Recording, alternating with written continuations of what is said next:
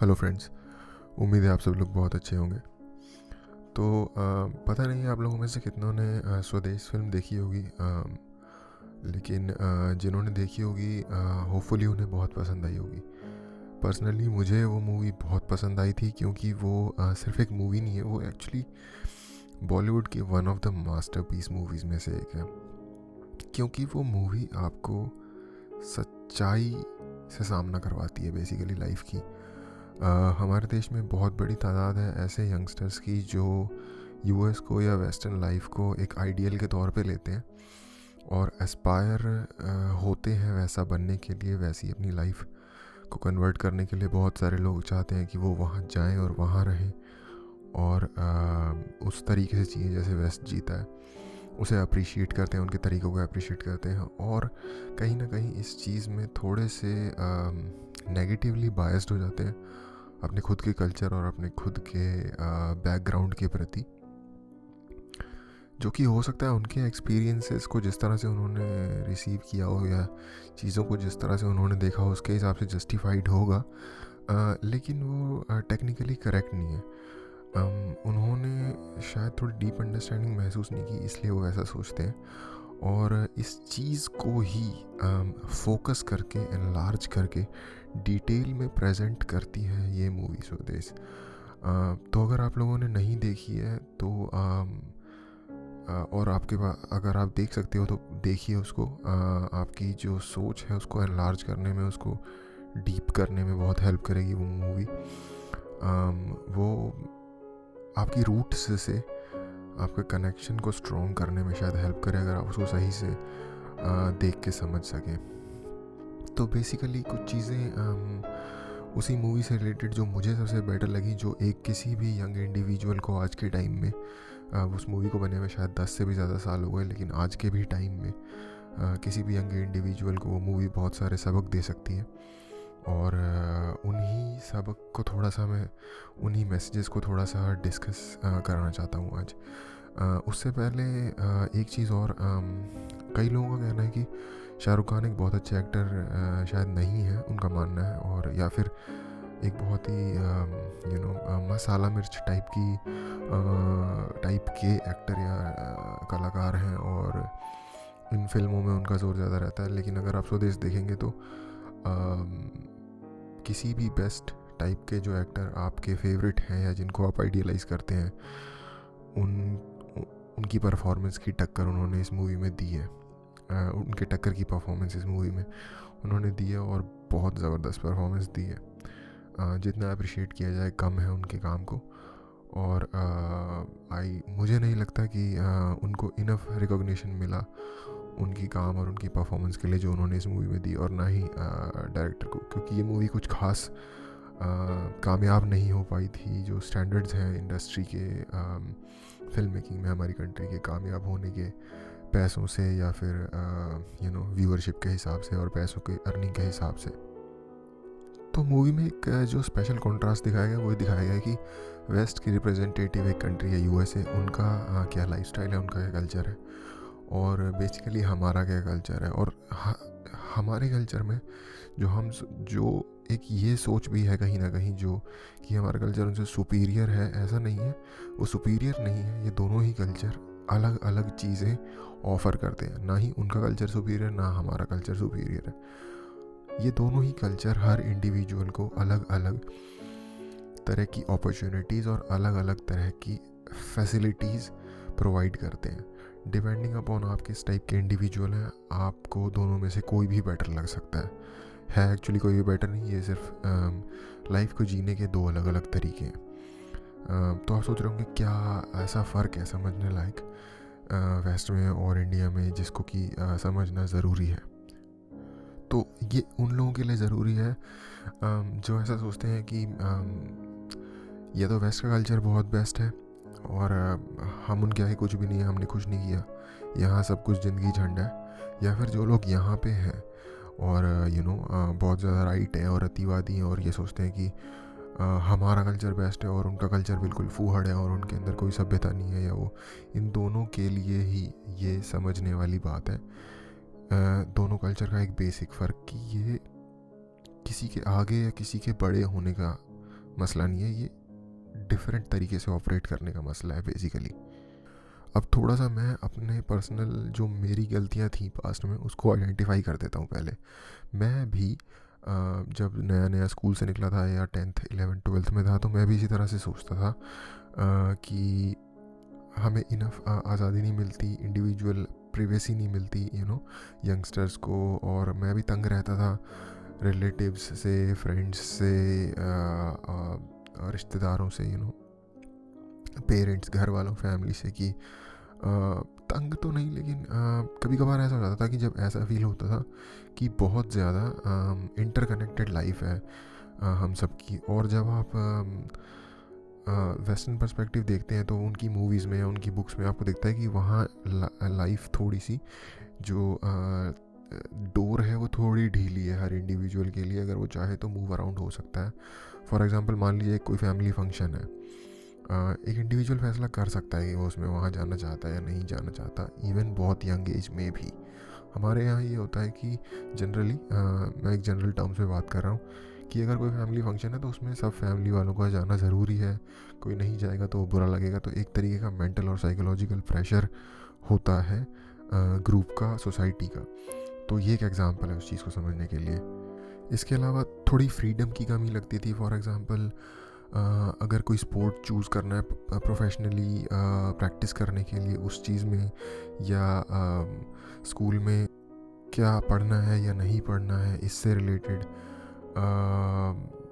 तो थोड़ा इसमें इन्वॉल्वमेंट मुझे लगता था जैसे कि हमारे यहाँ थोड़ा ज़्यादा है। मेरी पर्सनल फैमिली में थैंकफुली ऐसा नहीं हुआ, स्पेशली पढ़ाई में किसी तरीके का प्रेशर नहीं आया कि आप यही लो या फिर आप यही पर्टिकुलर चीज़ करो। लेकिन फिर भी मैंने अपने आसपास देखा, पीयर्स का भी इनफैक्ट फैमिली के अलावा बहुत प्रेशर रहता है एक दूसरे पे कि अगर मैं कॉमर्स में जा रहा हूँ तो तुम भी कॉमर्स में आ जाओ, या मैं अगर साइंस में जा रहा हूँ तो तुम भी आ जाओ। इसके मुकाबले कि एक इंडिविजुअल की पर्सनल प्रेफरेंस क्या है। उसके अलावा स्पेस में, फॉर एग्ज़ाम्पल हमारे यहाँ जनरली पैसे नहीं होते लोगों के पास, घर उनके छोटे होते हैं, तो एक शेयर्ड स्पेस में लोगों को रहना होता है। इसके अलावा पैसों से रिलेटेड ये बात भी है कि जैसे हम देखते हैं फिल्मों में लोगों को PS4 या PS3 या Xbox खेलते हुए, लेकिन जनरल अगर आप जाएंगे तो एक आम फैमिली में कुछ साल पहले तक इतने पैसे नहीं होते थे कि एक बच्चा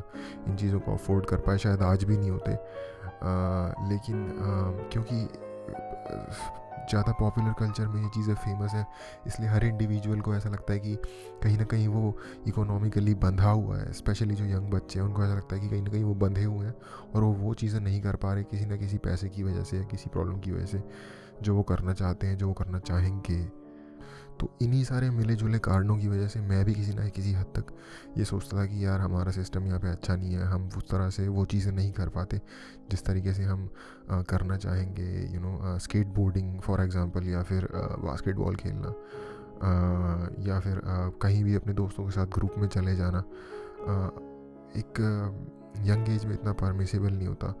और उसके लिए बहुत सारे रीज़न्स हैं। एक सेफ्टी वाइज हमारे यहाँ थोड़ा सा फैमिली का जो एक डोमिनेशन होता है इंडिविजुअल पे, वो भी है। अब मैं हालांकि उस तरह से नहीं सोचता, क्योंकि अब थोड़ी सी शायद अंडरस्टैंडिंग बेटर हो गई है, चीज़ों को देखने का नज़रिया थोड़ा वाइड हो गया है। लेकिन एज ए यंग पर्सन मुझे ऐसा लगता था कि हमारा कल्चर थोड़ा ज़्यादा ऑप्रेसिव है। तो ऐसा मत सोचिए, जो अगर आप में से जो भी ऐसा सोचते हैं मैं उन्हें ब्लेम कर रहा हूँ, क्योंकि मैं खुद भी एक टाइम था जब ऐसा ही सोचता था। लेकिन हाँ, मैं ये भी नहीं सोचता कि हमारा कल्चर वेस्ट से या किसी भी और कंट्री से सुपीरियर है। मैं सोचता हूँ कि कुछ चीज़ों में हम बेटर होंगे और कुछ चीज़ों में वो बेटर है, सिंपल एज दैट। और हो सकता है आप में से बहुत सारे लोग ये सोच रहे हो कि इसमें क्या बुरा है कि अगर हम वेस्ट के कल्चर को, वहाँ का जो फ्रीडम कल्चर है सोसाइटी में, नो स्ट्रिंग्स अटैच्ड वाला जो कल्चर है, वो उसको अच्छा मानने में या बेटर मानने में बुराई ही क्या है, वो अच्छा क्यों नहीं है। मोस्ट ऑफ द पीपल जो उनको अच्छा मानते हैं, बेसिकली जो उनको बेस्ट मानते हैं, वो कभी भी उस कल्चर में रहे नहीं हैं। और इंसान की ये जनरल आदत होती है, जनरल उसकी टेंडेंसी होती है कि जो उसके पास नहीं होता वो उसे बहुत बेस्ट और बहुत अमेजिंग या एक बहुत अजीम लग रहा होता है कि यार ये क्या ज़बरदस्त बात होगी, क्या ज़बरदस्त चीज़ होगी, जिससे उसका पाला नहीं पड़ा होता उस वक्त तक। कितना भी ज़बरदस्त खूबसूरत महंगी चीज़ों से अच्छे इंटीरियर से बना हुआ एक मॉल हो, उसमें आप 5 घंटे 4 घंटे घूमोगे, आपको मज़ा आएगा। 5 घंटे 6 घंटे के बाद आप उससे भी बोर हो जाओगे। कोई फ़र्क नहीं पड़ता कि किसी ने कितने साल लगा के कितनी खूबसूरती के साथ वो बनाया है। ये नेचर है इंसान का। ये एक थंब रूल आप कह सकते हो, ग्रेट थंब रूल है कि कोई भी चीज़ दुनिया में ऐसी नहीं बनी जो इंसान को परमानेंटली सेटिस्फाई कर दे। कुछ देर के लिए आपको कोई चीज़ बहुत अमेजिंग लगेगी, और चाहे वो कुछ भी हो लाइफ में, कोई बहुत खूबसूरत से खूबसूरत लड़की हो जिसके बारे में, अगर आप लड़के हो तो, जिसको आप देख के कह सको कि यार इसके लिए तो मैं अपनी पूरी ज़िंदगी इसकी गुलामी कर सकता हूँ। फॉर एग्ज़ाम्पल, जैसा कि यंग एज में बहुत सारे लोग बेवकूफ़ी की तरह कैसे सोचते हैं। तो जो 13 14 या 15 साल की एज होती है या इसके आसपास, लेकिन अगर सच में आपकी उस लड़की से दोस्ती हो भी जाए, आपका उनके साथ रिलेशन हो भी जाए किसी तरह का, फ्रेंड या उससे थोड़ा ज़्यादा, तो आप उस चीज़ से भी मुश्किल से 6 महीने में बोर हो जाओगे। ये इंसान का नेचर है, और इसीलिए इंसान तरक्की कर पाता है। इसके कुछ फ़ायदे भी हैं और ऑफ कोर्स नुकसान भी हैं। तो मेन मुद्दे पे आते हैं कि हमारी सोसाइटी में क्या है किसी को देने के लिए, ट्रेड ऑफ में क्या मिलता है हमें जब सेक्रीफाइस करते हैं हम अपनी इंडिविजुअलिटी या फिर इंडिविजुअल फ्रीडम, जब हम सेक्रीफाइस करते हैं तो क्या मिलता है हमारी सोसाइटी में। तो जो हमारी सोसाइटीज़ होती हैं, स्पेशली एशियन सोसाइटीज़, ईस्ट की जो सोसाइटीज़ हैं, जिसमें कि थोड़ा सिमिलर हमारे यहाँ से चाइना, जापान, कोरिया, इनका भी सिमिलर सा ही स्ट्रक्चर है। हमारे यहाँ एक ना लेयर बाय लेयर एक सोसाइटल सपोर्ट, एक ह्यूमन साइकोलॉजिकल सपोर्ट स्ट्रक्चर होता है लेयर बाय लेयर। सबसे पहले ऑफ कोर्स जैसे मैं एक इंडिविजुअल इंसान हूँ तो मेरी फैमिली होगी, नेक्स्ट फैमिली मेरे ब्रदर सिस्टर्स, मेरे माता पिता होंगे, उसके बाद एक दोस्त होंगे। दोस्त तो चलिए यार पूरी दुनिया में होते हैं, लेकिन फिर भी दोस्ती में भी फ़र्क है वेस्ट में और यहाँ। वहाँ की दोस्ती काफ़ी ज़्यादा ट्रांजैक्शनल है, अनटिल अनलेस एक्सेप्शनल केसेस हों। यहाँ दोस्ती फिर भी अभी भी थोड़ी बहुत वर्थ रखती है कहीं ना कहीं। उसके अलावा फिर आपके जो नेक्स्ट रिलेटिव्स आ जाते हैं, जैसे आपके चाचा, ताऊ वगैरह और दादा दादी, ये जो एक जस्ट नेक्स्ट फैमिली से जो अगली लाइन होती है, इस तरह से। और उसके बाद फिर पड़ोसी वगैरह का समाज में यहाँ पे स्ट्रक्चर थोड़ा ऐसा है कि आप सभी जानते ही होंगे कि कई बार जैसे मान लीजिए हम एवरीडे अपने पड़ोसियों के साथ भी इस तरह से इंटरेक्ट कर रहे होते हैं शहरों में भी, जैसे कि वो सभी एक बहुत बड़ी फैमिली के मेंबर हों और वो अलग अलग घर में रह रहे हों। फॉर एग्जांपल कई बार लोग फूड एक्सचेंज करते हैं एक दूसरे के साथ त्योहारों में, जैसे दिवाली वगैरह में एक दूसरे के घर मिठाइयाँ भेजते हैं। अगर ईद होती है तो मेरे जो मुस्लिम फ्रेंड्स हैं वो सेवइयाँ भेजते हैं। जो पड़ोस में अगर कोई पड़ोसी मुस्लिम है तो वो एक दूसरे के साथ ऐसे ही ईद पे नॉनवेज भेजते हैं या फिर सेवइयाँ भेजते हैं। तो इसी तरह से लोग एक दूसरे के साथ थोड़ा सा इंटरेक्शन है लोगों का, एक इमोशनल बॉन्ड है, सुबह शाम आते जाते हाय हेलो हो जाती है लोगों की। और अगर आप जो फीमेल स्ट्रेटा है सोसाइटी का, उस पर ये बॉन्ड और टाइट है थोड़ा सा, क्योंकि जो मेल्स होते हैं वो उनका इंटरेक्शन इतना नहीं भी होता, लेकिन फीमेल्स का आपस का रोज़ का इंटरेक्शन होता है। इसमें कुछ लड़ाइयाँ भी होती हैं, लेकिन लड़ाई जो होती है आपस में पड़ोसियों की मोहल्ले में, लेकिन लड़ाइयाँ एक रिलेशनशिप का एक पार्ट है। एक हस्बैंड वाइफ की भी कभी ना कभी लड़ाई ज़रूर होती है। कुछ लड़ाइयाँ उनमें से अगली रूप ले लेती होंगी ऑफ कोर्स, और जहाँ पे बिलियंस ऑफ पीपल रहते हैं अगर किसी देश में, तो वहाँ सब इंसान हैं और इंसानों में बुरे इंसान भी होते हैं, और जहाँ बुरे इंसान होते हैं वहाँ उनके कुछ बुरे कॉन्सिक्वेंसेस भी निकल के आते हैं। लेकिन जो मेन ओवरऑल बात ये है कि हमारे यहाँ एक स्ट्रक्चर बिल्ड है, emotional psychological, layer by layer लोगों का। सब लोग एक दूसरे को जानते हैं। कोई किसी की प्रॉब्लम में होता है तो लोग उसकी हेल्प करते हैं। कई बार कोई अगर थोड़ा सा लोगों से आगे निकलने लगता है तो लोग उससे जलन करते हैं और उसको नीचे वापस खींचने की भी कोशिश करते हैं कि तुम ज़्यादा, मतलब कि ये बंदा थोड़ा अपनी लाइन से बाहर ना जाए, आउट ऑफ द लाइन नहीं जाए। तो इन तरह के स्ट्रक्चर में ये है कि आप लोगों से बढ़ के अपने आप को ऊपर नहीं ले जा सकते, लेकिन लोग आपको नीचे भी नहीं गिरने देंगे अगर आप गिर रहे होगे किसी ऐसे टाइम में। तो एक तरीके का इमोशनल सपोर्ट, या लोग देखने आएंगे अगर आप बीमार होगे, तो ये सारी चीज़ें हैं यहाँ पे।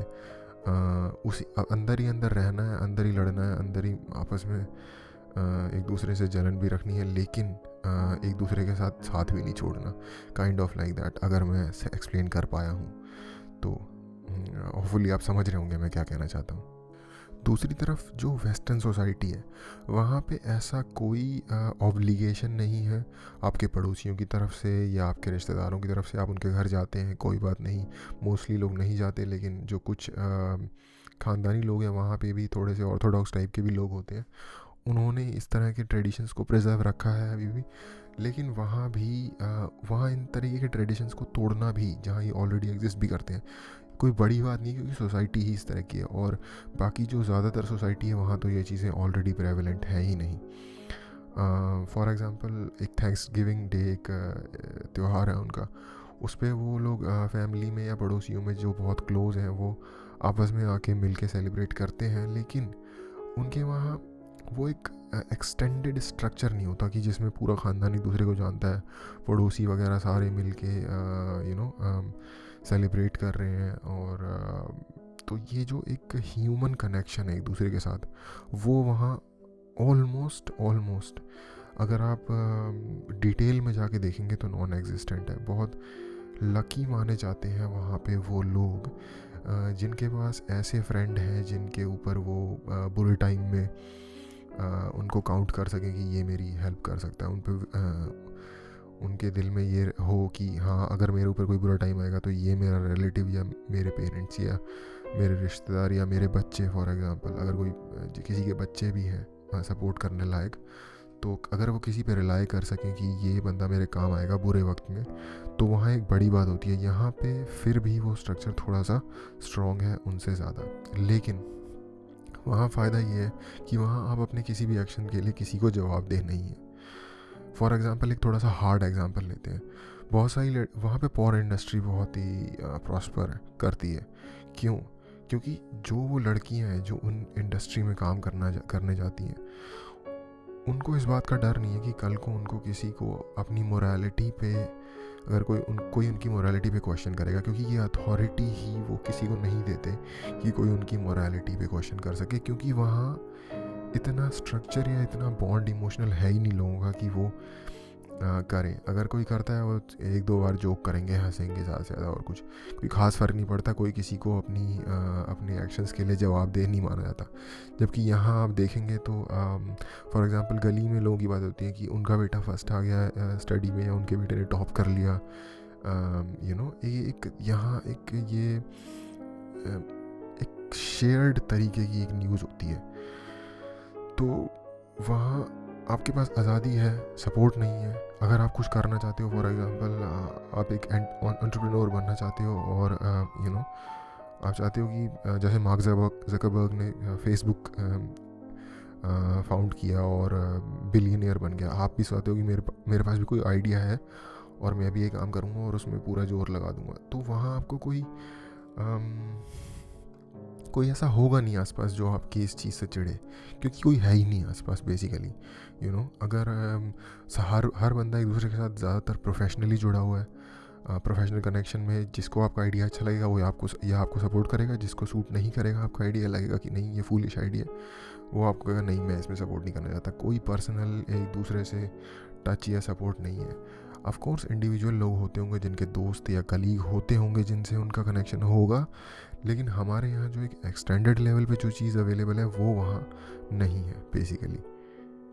फॉर एग्ज़ाम्पल मान लीजिए, अगेन सेम एग्ज़ाम्पल, आपने एक बिज़नेस वेंचर के बारे में सोचा, आपको लगता है वो एक बहुत अच्छा आइडिया है, और अब आप उस बिज़नेस वेंचर को स्टार्ट करना चाहते हैं, जिसमें आप अपना टाइम, अपना कैपिटल, अपना एक्सपर्टीज़ सब कुछ रिस्क कर रहे हैं। क्योंकि जब भी आप कोई बिज़नेस स्टार्ट करते हैं, नया कोई वेंचर स्टार्ट करते हैं, तो आपको कहीं ना कहीं से कैपिटल एक्वायर करना होगा। हो सकता है आपका हो, या हो सकता है किसी ने आपके आइडिया में इन्वेस्ट किया हो। आपका टाइम होता है, आपका टैलेंट होता है, क्योंकि उस टाइम में आप कुछ और करके पैसे कमा सकते थे, कोई जॉब करके या कोई बिज़नेस करके जो आप ऑलरेडी कर रहे होंगे उस वक्त। तो बहुत कुछ रिस्क पे होता है उस टाइम। और मान लीजिए आपका कोई बड़ा भाई या आपके फादर हैं जो कि अपने प्रीवियस एक्सपीरियंस की वजह से ये क्लियरली देख सकते हैं कि ये गलत है, आप नुकसान में चले जाओगे। तो जैसे मान लीजिए हमारी कंट्री में ऐसे सीन हो सकते हैं कि कोई अथॉरिटेटिवली आपका हाथ पकड़ के आपको रोक दे कि नहीं ऐसा मत करो, ये गलत होगा, और आप सिर्फ इसलिए रुक जाओ क्योंकि उस बंदे ने आपको क्लियरली मना कर दिया। कई बार ऐसा होता है, इसीलिए कई लोग वो करियर पाथ चुन लेते हैं जो उनके पेरेंट्स दबाव बना के उन पर डाल देते हैं। और इस चीज़ को जनरली एक गलत तौर पे पेश किया जाता है, लेकिन कई बार I think more often than not ये चीज़ अच्छी भी होती है लोगों के लिए। क्योंकि जब आपके पेरेंट या क्योंकि आप ये देखिए कि कितने लोग अपने कैरियर में सफल होते हैं। मुझे लगता है शायद 10% लोग भी नहीं होंगे जो लिटरली अपने कैरियर में सफल होते होंगे। 90% लोग शायद, या उससे भी ज़्यादा मुझे लगता है, जो रैंडमली कोई कैरियर सिलेक्ट करके उसमें रैंडमली बहुत ही हाई लेवल पे उनके जो लेवल्स हैं उस करियर में वो रैंडम लेवल्स पे हैं, कोई बहुत ही हाई लेवल पे नहीं है। शायद 10% से भी कम लोग ऐसे होंगे जो एक प्रॉपर कैरियर चुन के और उसमें हाइट पे जा पाते हैं, ठीक है, और जो कि मैं बहुत जेनरस अमाउंट बोल रहा हूँ। तो अगर आपसे कोई 25-30 साल बड़ा इंसान, जो मोस्ट प्रोबेबली आपके फादर या मदर होंगे, वो आपके लिए कोई कैरियर सिलेक्ट करते हैं, तो उनके पास एटलीस्ट मार्केट नॉलेज होगी, उस जगह की, उस जॉब की मार्केट क्या होगी, इन सब चीज़ों की थोड़ी बहुत नॉलेज होगी, और इसके आधार पे उन्होंने आपके लिए कोई करियर चुना हुआ, जैसे कि सरकारी जॉब, जो कि रिलेटिवली अगर आप प्रोबेबिलिस्टिकली बात करेंगे तो इस बात के ज़्यादा चांसेस बनाएगा कि आपकी लाइफ करियर वाइज और इकोनॉमी वाइज ज़्यादा बेटर जाए। ये ऐसे ही है अगर आप इसको रिलेट करना चाहते हैं कि arrange marriage for example. Love marriage एक रैंडम सिलेक्शन है, ठीक है। रैंडम सिलेक्शन में कोई डेफिनेट परसेंटेज ऑफ चांस नहीं है कि आपको किस टाइप का पार्टनर मिलेगा, वो मोरल लेवल पे या इकोनॉमिक लेवल पे या किस तरह की एडवांसमेंट देगा। लेकिन अरेंज मैरिज जब भी होती है तो इन चीज़ों को एनालाइज करके ही की जाती है, ठीक है। अगर आप प्रोबेबिलिटी निकालेंगे तो इस बात की प्रोबेबिलिटी ज़्यादा होगी कि जो भी, और मुझे पता है कि कई लोगों को शायद ये स्टूपिड साउंड करेगा, क्योंकि स्टूपिड बॉलीवुड की स्टूपिड मूवीज़ ने लोगों के दिमाग में ये गंद भरा हुआ है कि एनालाइज करना किसी भी चीज़ में, फॉर एग्जांपल लव के मामले में एनालाइज करना गलत है, घंटा। लव के मामले में एनालाइज करना बिल्कुल गलत नहीं है।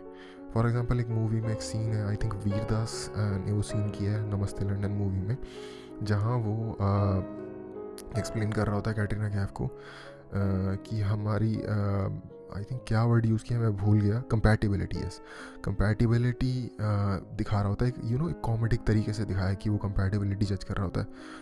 ये बिल्कुल गलत चीज़ नहीं है ब्रदर। ये अगर आप ऐसा सोचते हो कि वो एक कॉमेडी चीज़ है और वो चुतियापा है किसी की कंपैटिबिलिटी रिलेट करना, ये बॉलीवुड, ये है बॉलीवुड, ये चीज़ें हैं जहाँ पे बॉलीवुड लोगों को चूतिया बनाता है और उनको चूतिया टाइप की इमेजिनेशंस लोगों के दिमाग में भर देता है कि प्यार प्यार से होता है, प्यार सोच के नहीं होता, घंटा। प्यार बहुत सोच समझ के होता है, क्योंकि जो काम बिना सोच समझ के किए गए होते हैं वो हमेशा ही डूबते हैं।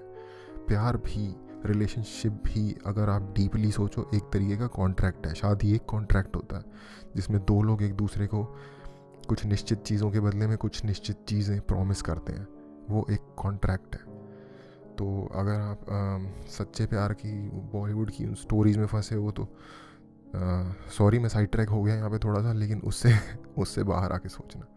तो अगेन जो हम मेन बात कर रहे थे, अगर आप प्रोबेबिलिटी निकालेंगे तो सफल होने की प्रोबेबिलिटी, क्योंकि वो एक एनालाइज्ड मैटर है अरेंज मैरिज, तो उसकी सफल होने की प्रोबेबिलिटी हमेशा ज़्यादा होगी मुकाबले लव मैरिज के, क्योंकि लव मैरिज एक रैंडम सिलेक्शन है, वो कहीं पे भी हो सकता है, ठीक है।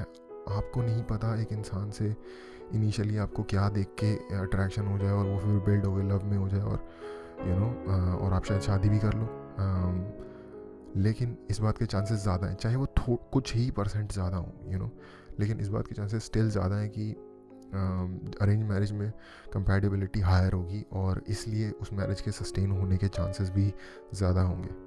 और सेम यही चीज़ जब आपके पेरेंट्स बिजनेस या आपका करियर पाथ सिलेक्ट करते हैं तो उस करियर पाथ के आपके लिए बेनिफिशियल होने के लॉन्ग टर्म में चांसेस इसीलिए ज़्यादा होते हैं। मैं ऐसा नहीं कह रहा कि ऐसा होना चाहिए या हर किसी को ऐसा करना चाहिए, मैं फैक्ट बता रहा हूँ। अगर आपको फैक्ट बुरा लगता है तो लग सकता है, आपको अगर ये चीज़ बुरी लगती है कि सूरज रोशनी दे रहा है इसलिए दुनिया में रोशनी है, तो लग सकती है, लेकिन सच तो सच ही है। आप अगर सोचते हैं कि आप जीनियस हो और आप करेक्ट और पूरी तरह से कॉन्फिडेंट हो अपना करियर पाथ चुनने में अपने हिसाब से, definitely go for it, convince कीजिए अपने पेरेंट्स को और वो करिए जो आप करना चाहते हैं। लेकिन ज़्यादातर लोग ऐसे नहीं होते ब्रदर, क्योंकि अगर ज़्यादातर लोग इतने ब्रिलियंट होते ना तो इतने सारे लोग निठल्ले नहीं घूम रहे होते दुनिया में, इतनी ज़्यादा टैलेंट की प्रॉब्लम नहीं होती दुनिया में। उसका एक छोटा सा एग्जांपल देके आपको समझा देता हूँ। मैं 100% श्योर हूँ आप में से जिस बंदे को भी कभी प्लम्बर की ज़रूरत पड़ी होगी घर में, उसको बहुत मुश्किल से कोई ढंग का प्लम्बर मिला होगा। हमारी कंट्री में जिसमें इतनी ज़्यादा क्या कहते हैं अनएम्प्लॉयमेंट है, जो कि आज तो कम है, आज से 10 साल पहले और बुरी थी। जैसे जैसे आप 90s की तरफ जाते जाओगे, 80s की तरफ जाते जाओगे, और बुरी थी अनएम्प्लॉयमेंट की हालत। आपने अगर, और ये भी एक और बात है कि अगर आपको लग रहा है कि आज के टाइम में अनएम्प्लॉयमेंट की हालत ज़्यादा बुरी है, तो please check the data. Unemployment कम हो रही है इंडिया में राइट फ्रॉम 1991, जब से लिबरलाइजेशन आया कंट्री में। अनएम्प्लॉयमेंट लगातार घटी है और आज आई थिंक सबसे लोएस्ट में होगी अपने इस 2018 या अपने जो इस 28 साल का जो लास्ट टाइम है, इसमें सबसे कम होगी। अगेन मैं साइड ट्रैक हो गया, प्लम्बर वाला एग्जांपल कंप्लीट करते हैं। तो आप में से जिस बंदे को कभी भी प्लम्बर की ज़रूरत होगी, मैं गारंटी दे के कहता हूँ कि आप में से किसी को भी ढंग का प्लम्बर मिलना बहुत मुश्किल हुआ होगा। क्यों? प्लम्बर की कितना टाइम लगता है प्लम्बिंग सीखने में प्रॉपरली? 6 महीने मुश्किल से, आईटीआई में, किसी आईटीआई इंस्टीट्यूशन में, ठीक है। फिर भी हमारी कंट्री में ढंग के प्लम्बर नहीं है। आप पैसे देने के लिए तैयार हो लेकिन सर्विसेज नहीं मिल रही, ठीक है। तो आप सोचिए इस बारे में ऐसा क्यों है। इससे ये पता चलता है कि लोग अपने ट्रेड में एक्सपर्ट नहीं हैं। एक्सपर्ट लोग अवेलेबल नहीं है जॉब मार्केट में, क्योंकि जो लोग एक्सपर्ट होते हैं वो ज़्यादातर कंट्री से बाहर चले जाते हैं, क्योंकि उन्हें वहाँ बेटर अपॉर्चुनिटी मिल जाती है। क्योंकि इस पूरी ही दुनिया में मास्टर ट्रेडर्स अपनी अपनी ट्रेड में, चाहे वो खाना बनाना हो, चाहे वो जो कुछ भी हो, चाहे वो लोहार का काम हो, लकड़ी का काम हो, कोई भी काम हो, अगर आप मास्टर हो ना अपनी ट्रेड में, आप गोल्ड हो, आप सोना हो। जैसे सोने को लोग पूरी दुनिया से एक दूसरे से गोल्ड रश में उठाने आते हैं ना, वैसे आपको उठा के ले जाएंगे लोग, ठीक है। और इसलिए मैं कहता हूँ कि हमारे देश में बहुत ज़्यादा कमी है टैलेंटेड लोगों की। तो 90% लोग हमेशा गलत ट्रेड में गलत लेवल पे होते हैं। और किसी जो कोई घुसता भी है ना, फॉर एग्जांपल एक्टर बनने के लिए चला गया कोई, तो वो लोग सफल नहीं हो पाते जस्ट अपनी विम के ऊपर एक्ट करने की वजह से।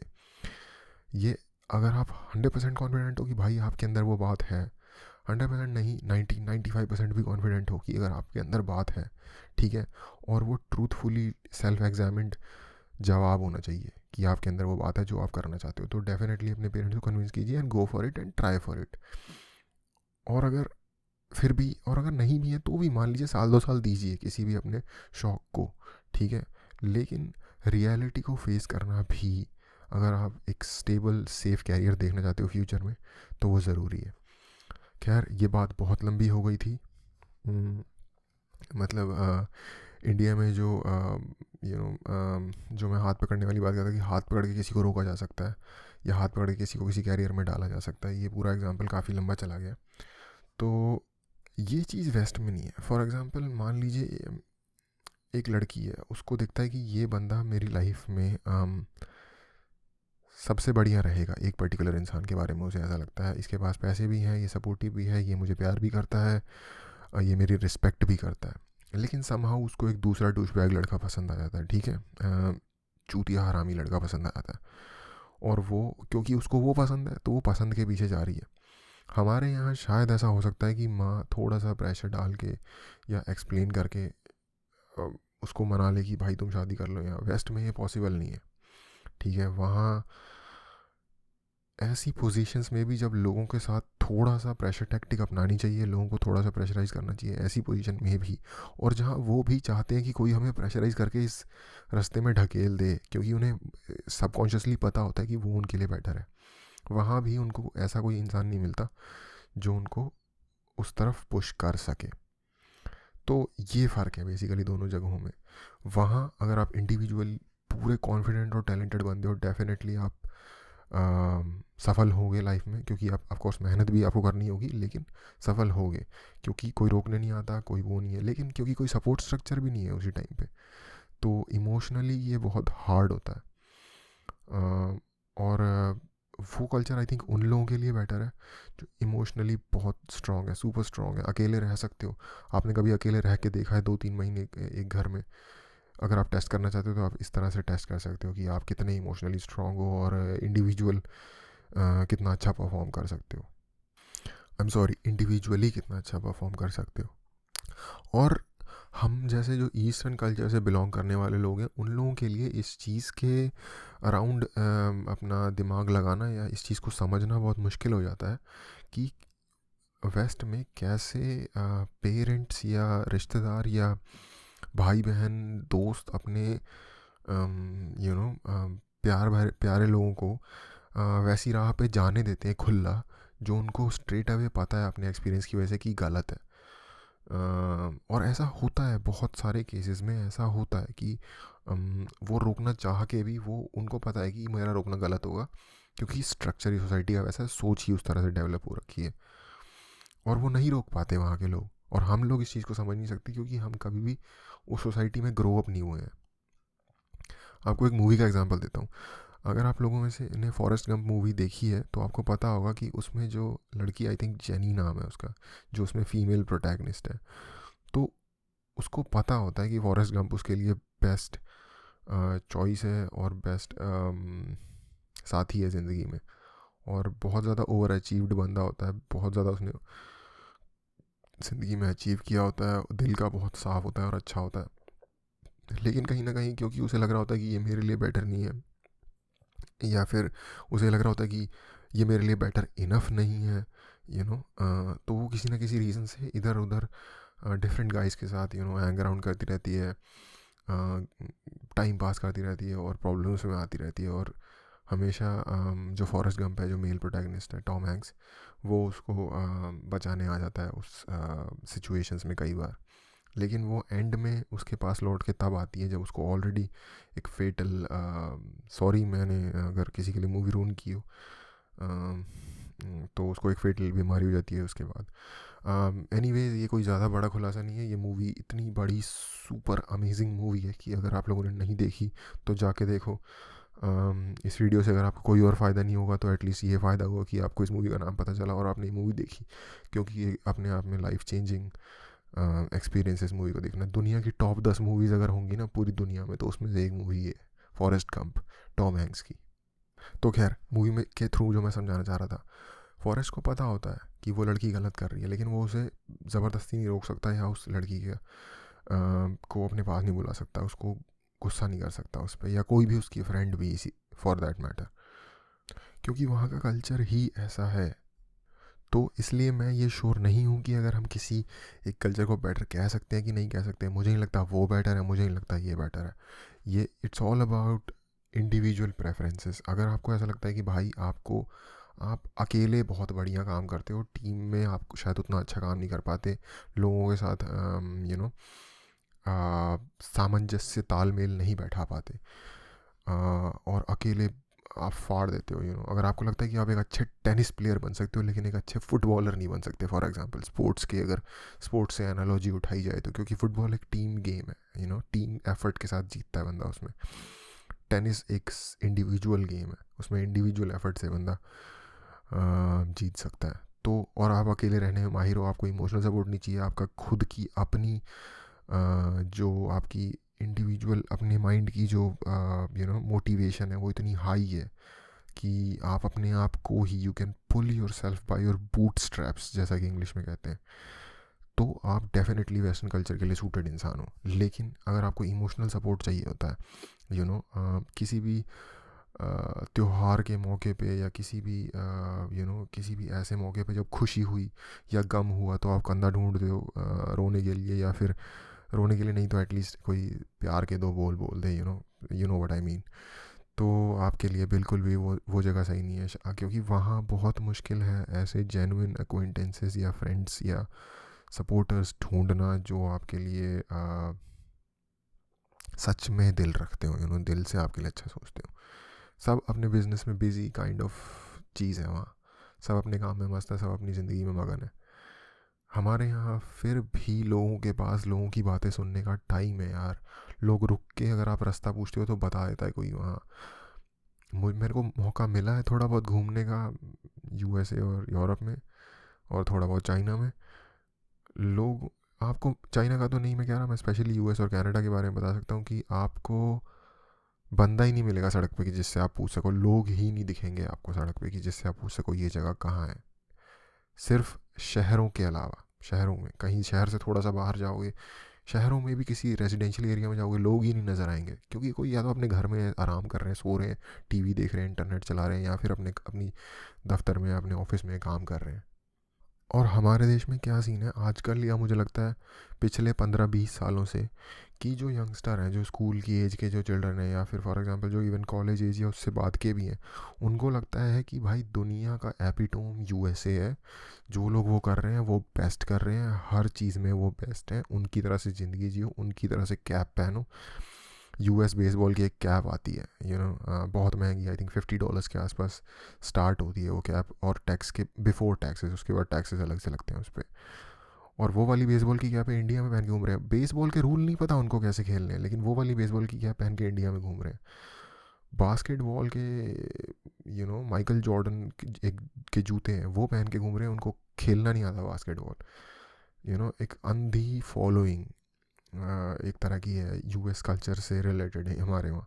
उनको लगता है कि वो बेस्ट है, और इतना ज़्यादा उस तरफ लगाव होने की वजह से ना कहीं वो डिमिनिश्ड लाइट में लोकल कल्चर को, जो लोकल चीज़ें जो हमारे यहाँ चेरिश करने वाली चीज़ें हैं, हमारे यहाँ की अच्छी चीज़ें हैं, उनको नेगेटिवली देखना शुरू हो जाते हैं। और मैं उनको बेलिटल नहीं करना चाहता ये सब बोल के, क्योंकि मैं भी ऐसा ही था किसी ना किसी एज तक, एक पर्टिकुलर पॉइंट तक मैं भी ऐसा ही था, जब तक कि मैं चीज़ों को ज़्यादा क्लियरली देखने और समझने नहीं लगा।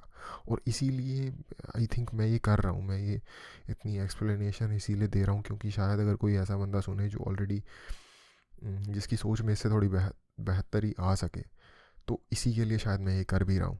तो मैं बी लिटिल नहीं कर रहा, लेकिन ये एक प्रॉब्लम है, ये एक पॉपुलर कल्चर ही ऐसा है कि जिसकी वजह से हमारा सारा एंटरटेनमेंट का जो पूरा ताम झाम है, स्टैंड अप कॉमेडी से लेके जो मूवी मेकिंग बॉलीवुड, ये वो सब लोग उनकी नकल मार रहे हैं यार। स्टैंड अप कॉमेडियंस ऐसा लग रहा है कि बस वो बनना चाहते हैं, बस हम किसी तरीके से अमेरिकन स्टैंड अप्स जैसे बन जाए। ठीक है, जो वेब सीरीज़ बना रहे हैं वो सोच रहे हैं कि हम बस अमेरिकन बन जाए, मैंने पहले भी बात की थी उसके बारे में। उनकी फेक जो फर्स्ट कॉपी सेकंड कॉपी नहीं होती, जो रेप्लिकास बना रहे हैं उनके यहाँ पे बेसिकली। और यहाँ के कल्चर में जो पद्मनाभ मंदिर में जितने खजाने नहीं है, उससे ज़्यादा खजाने यहाँ के जो कल्चर में पड़े हैं, उन खजानों पे कोई 2 कौड़ी का काम करने के लिए तैयार नहीं है। और मैं श्योर हूँ कि ऐसा हमेशा नहीं था, से नहीं था, ब्योमकेश बख्शी जैसे सीरियल यहीं बने हैं। और लेकिन आज के टाइम की सच्चाई ये है।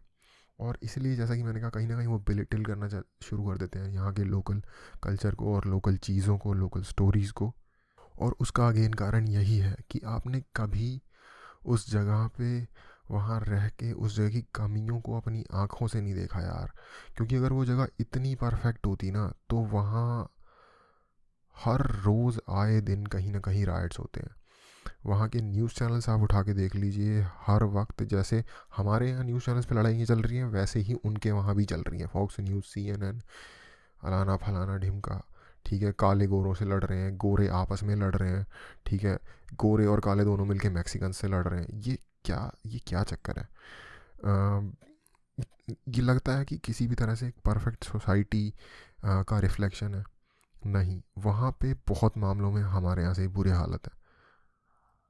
इसलिए दोनों जगह के फ़र्क को समझिए, और अगर आपको सही में लगता है कि वो बेटर है तो ज़रूर चूज़ करिए। जैसा कि मैंने बताया, जो जो कैरेक्टरिस्टिक्स आपको वहाँ सफल होने के लिए चाहिए, अगर आपके अंदर वो हैं तो इसलिए उनके जैसा बनने से पहले, वहाँ जाने से पहले, अगर आपको वहाँ जाने की चाह है, उसकी कोशिश करने से पहले आप अपने आप से पूछिए कि आप क्या हो, आप किस तरह के इंसान हो, आप किस क्वालिटी के बंदे हो, और फिर मूव ऑन करो किसी भी डिसीजन। वो जगह या ये जगह, दोनों में से कोई भी आपके लिए इक्वली बेटर हो सकती है, या वो कल्चर या ये कल्चर, जिस तरीके से भी आप रहना चाहते हो, तो आप में आपके लिए इक्वली बेटर हो सकता है, डिपेंडिंग अपॉन आप किस टाइप के इंसान हो। ठीक है। और क्योंकि finally it's all about your experiences in life, आपके कितने प्रोफाउंड एक्सपीरियंसेस हैं लाइफ के, और आपको कितनी फुलफिलमेंट मिल रही है जिस भी तरीके से आप जी रहे हो उस तरीके से। It's all about that. अगर आप फुलफिल्ड हो उनके तरीके से तो वो बेटर है, आप यहाँ के तरीके से फुलफिल्ड हो तो वो बेटर है। और मेन सिर्फ डर इस बात का है कि जिस तरीके से हम उन लोगों को, मतलब एक तरीके से उनकी परछाई बनने की कोशिश कर रहे हैं ना यहाँ पे, उससे बस यहाँ की चीज़ें ना डिमिनिश हो जाए। रिसेंटली कुछ चीज़ें देख के ऐसा लगा है जैसे बाहुबली मूवी आई थी, और ये एक तरीके के बीकन ऑफ लाइट्स हैं, जो जो यहाँ की चीज़ों को, यहाँ की चीज़ों की वर्थ को लिटरली शो कर पा रहे हैं यूथ को। For example Baahubali movie, recently एक मूवी के बारे में मैंने बात की थी, जो कन्नड़ मूवी है, आई थिंक KGF नाम था उसका। ये मूवी ऐसी ऐसी चीज़ें थोड़ा सा दिखा रही हैं कि हमारे यहाँ भी लोकल स्टोरीज़ पे वर्क करके कुछ क्रिएट किया जा सकता है। और ये सिर्फ एंटरटेनमेंट इंडस्ट्री की बात है, इसके अलावा बहुत सारी चीज़ें हैं, जैसे कि संस्कृत लैंग्वेज या फिर वेदों की नॉलेज, हमारे यहाँ की पोट्री या पेंटिंग के डिज़ाइंस, बहुत सारी चीज़ों में काम करने की का स्कोप है, जो हमारे मेडिसिनल प्रोसीजर्स हैं, आयुर्वेदा वगैरह। तो और इस तरह से ऑलमोस्ट लाइफ की हर फील्ड में हमारे पास तरीके हैं। फॉर एग्जांपल हमारे यहाँ मिट्टी के घड़ों में पानी रखने का तरीका है, जो कि पानी को ठंडा भी रखता है, उतना ठंडा इनफ कि वो आपका गला ख़राब ना करे, और ठंडा ठंडा इनफ कि आपको वो गर्म पीने में ना लगे, कि आपको पानी पीने का मज़ा ही ना आए गर्म मौसम में। तो और वो जर्मिसाइडल इफ़ेक्ट, जो जो पानी में जर्म्स होते हैं उनको मारने में भी हेल्पफुल होता है, और उसमें मिनरल भी इन्फ्यूज़ करता है। तो हमारे यहाँ की जो एंशिएंट टेक्नोलॉजी है, मैं मानता हूँ कि वो शायद एडवांस इतनी नहीं होगी जितनी वेस्ट ने जितनी चीज़ें बनाई हैं जो भी, लेकिन एक इंडिविजुअल के जो एक स्पिरिचुअल ग्रोथ और उसकी जो बेसिक नीड्स हैं उनको पूरा करने के लिए उन लोगों ने ज़रूर इनफ चीज़ें बना दी थी। और बस मुझे इस बात का डर है कि हम उनके पीछे दौड़ने के चक्कर में अपनी चीज़ों को पीछे ना छोड़ दें। होपफुली लोग अवेयर हो रहे हैं धीरे धीरे चीज़ों के बारे में, और मैं श्योर हूँ कि हमारे आइडियाज़ इतने स्ट्रॉन्ग हैं कि वो ऐसे नहीं मारेंगे। और लेकिन आप लोगों से इसी टाइम पे अपील भी करता हूँ कि अपने लेवल पे अगर इन चीज़ों को एक्सप्लोर कर सकते हैं तो कीजिए, क्या पता आपको कोई जेम मिल जाए इन्हीं सबके बीच में। और होपफुली इससे थोड़ी बहुत अवेयरनेस बढ़ेगी किसी न किसी लेवल पे। आप लोगों का टाइम देने के लिए thank you and have a good day.